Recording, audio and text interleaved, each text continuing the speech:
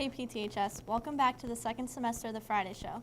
The school year is about halfway over, so let's get right into business. I'm Kelsey Alberts. And I'm Kiana Durbin. As some of you may know, our fellow PTHS actors and actresses have been busy at work preparing for a big weekend. This year, the players are doing Fiddler on the Roof. Our very own Ross Anderson caught up with some of the cast and crew and has a preview of this weekend's performances. In less than 5 hours, the curtain will open on this year's musical, Fiddler on the Roof. The cast and crew have been practicing since early December, and this week made their final preparations. Our Friday Show cameras caught a glimpse of what's to come.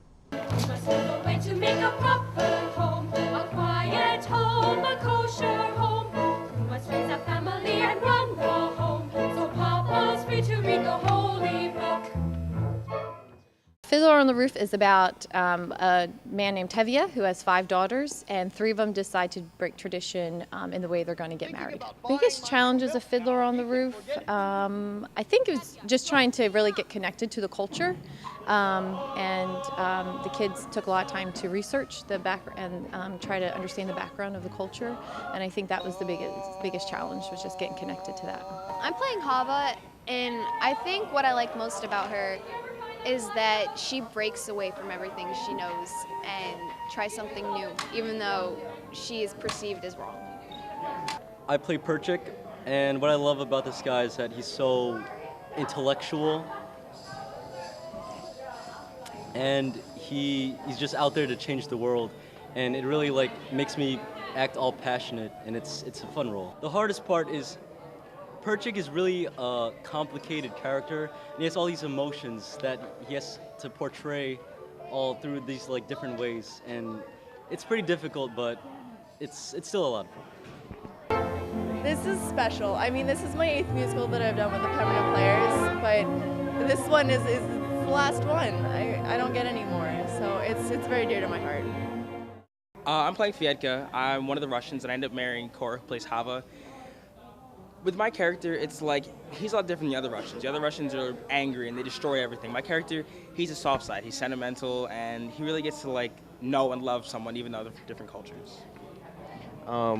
What is the hardest part of being your character? I will say he's different from me in the regard that he is a Russian, and the fact that he is angry and he's violent, and that's not really my personality. I'm more of the happy-go-lucky, I love everybody type of guy, and that's not really him. He likes one person, and that's who he sticks with.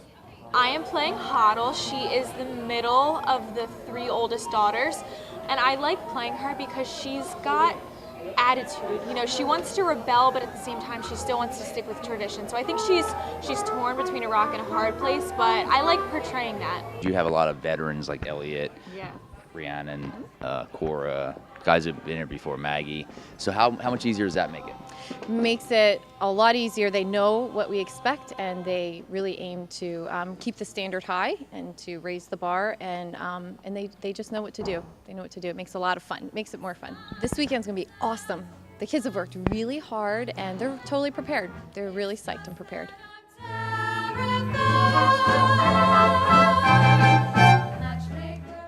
The show is set for 7 p.m. tonight and tomorrow, and the final show is on Sunday at 2 p.m. For the Friday Show, I'm Ross Anderson. Back to you. Well, Kiana, it sure looks like it's going to be a great show. We definitely have something to look forward to. Yeah, their hard work and dedication will be on display. I'm sure they won't disappoint. Now to a quick look at sports. With this year's basketball season coming to an end, the Hornets are positioned 9th in the South Jersey Group 2 bracket.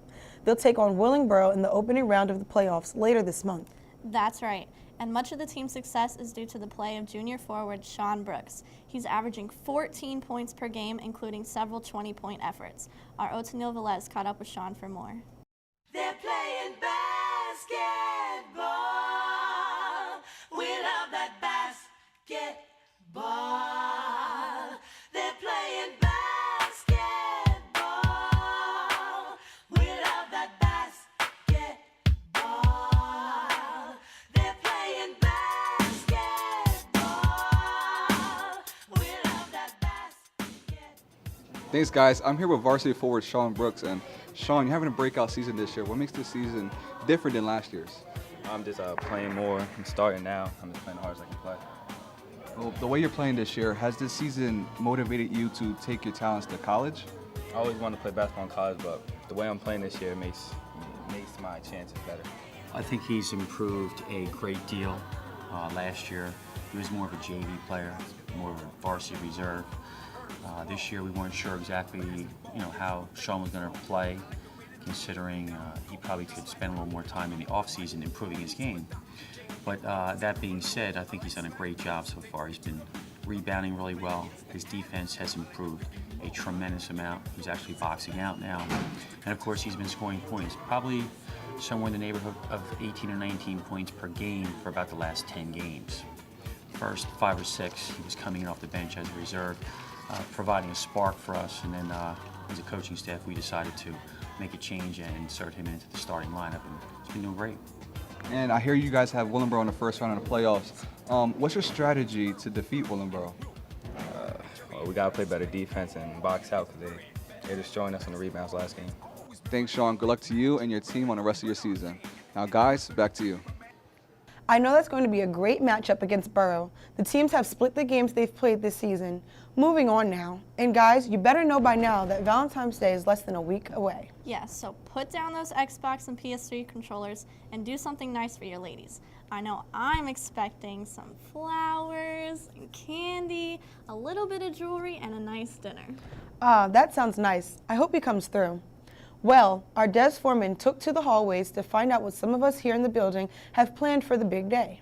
Actually, Desiree is feeling a little bit sick this week, so I'm filling in for her. With Valentine's Day less than a week away, you have to get your significant other something nice.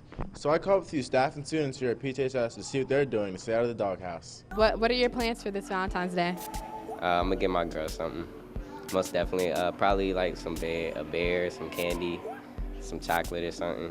Probably not doing a whole lot because we're paying for a wedding this summer, and I bought her a pretty expensive engagement ring last summer, so I'm pretty much broke right now. This Valentine's Day, I'm probably going to be hanging out with most of my friends that we may not be in a relationship right now, but still, Valentine's Day is about love, and we love each other still, so we're going to hang out and just have a nice day. I'm having a movie night. I'm going to buy a whole bunch of popcorn and candy. What's your idea of a perfect date? My perfect date would be with my wife, of course, and maybe a prix dinner, romantic restaurant, flowers, and good time. My idea of a perfect date is a picnic with homemade food and chocolate. My idea of a perfect date is going out to eat, maybe watching a movie, him cooking for me, and rubbing my feet. A perfect date is something you don't do normally with a person that you're in love with. Basically, is what I'm trying to say is do something that is not like an everyday thing. Movies, dinner, candy, gifts. Is there a price limit that you think people should spend on Valentine's Day gifts? Heck yeah, I ain't no Bill Gates. I ain't spend no $200 on like a ring or anything. That's just not right. You don't do that at this age. I think it should be around like 20 to 40 possibly. You don't need to spend anything at all. I mean, write a poem, just do something nice for them, out of the ordinary kind of stuff. Hopefully this gave you guys that are procrastinators like me a little bit extra thought on what you're going to do for that significant other. But don't forget, down here in Miss V's room, they're selling flowers. Roses are $3, carnations are $1. I'm Master Gardner reporting for the Friday Show. Back to you guys. Hey, we're almost out of time here on the show, but before we go, it looks like the weather might be warming up a bit. Here's our Ariana Glover with a quick check on the 7-day forecast.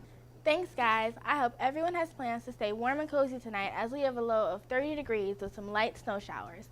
We'll get a sunny Saturday and Sunday with highs of 38 and 43. Be sure to bring your umbrella Monday morning or you'll get soaked in the warm showers. The sun will make a return for the remainder of the week with highs of 43 on Tuesday, 47 on Wednesday, and 40 on Thursday. Things will get a little cooler on Friday with a high of 37 degrees. I'm Ariana with your Friday Show forecast. Back to you, girls.